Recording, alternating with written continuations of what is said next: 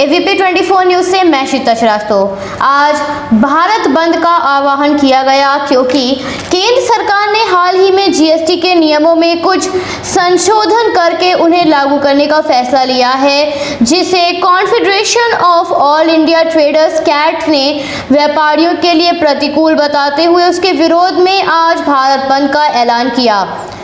कौन कौन से संशोधन लागू हुए हैं जिस वजह से भारत बंद बुलाया गया?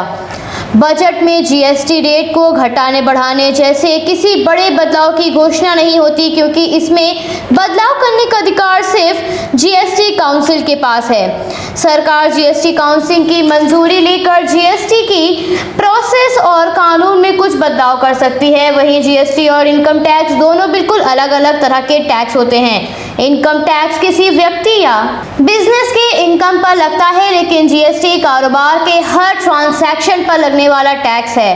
हाल ही में पेश किए गए बजट में वित्त मंत्री ने अप्रत्यक्ष करों में बदलाव की घोषणा की है। कई तरह के कच्चे माल पर कस्टम ड्यूटी बढ़ा दी गई है। कुछ स्टील उत्पादों पर ड्यूटी हटा दी गई है।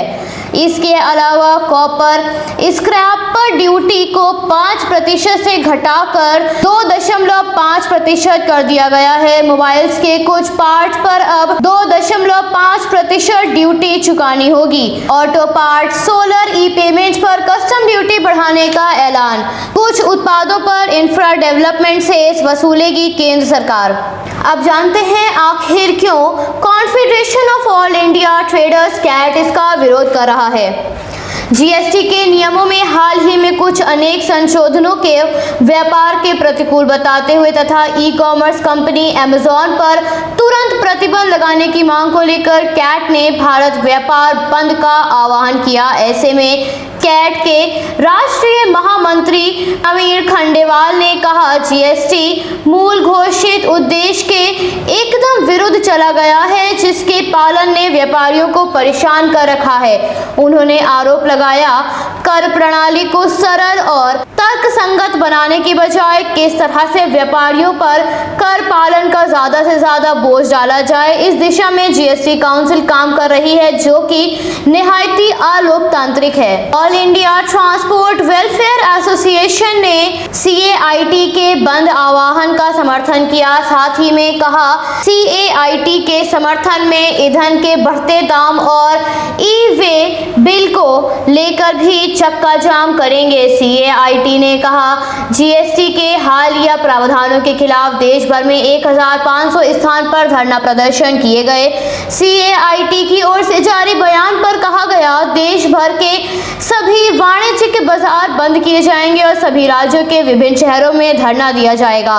देश भर के 40,000 से ज्यादा ट्रेडर्स एसोसिएशन इस बंद का समर्थन कर रहे हैं। बयान में कहा गया, पिछले 4 साल में जीएसटी में करीब 950 संशोधन हो चुके हैं। उन्होंने कहा, देश भर में लगातार बढ़ रही पेट्रोल और डीजल की कीमतों से परिवहन उद्योग को परेशानी हो रही है। केंद्र सरकार को ईंधन की कीमतों को कम करना चाहिए। प्रवीण खंडेवाल ने बताया, देश भर में व्यापारियों का विरोध तर्कसंगत और शांतिपूर्ण होगा। होलसेल एवं रिटेल बाजार पूरी तरह से बंद रहेंगी, जबकि आवश्यक वस्तुओं की बिक्री करने वाली दुकानों को बंद में शामिल नहीं किया जाएगा।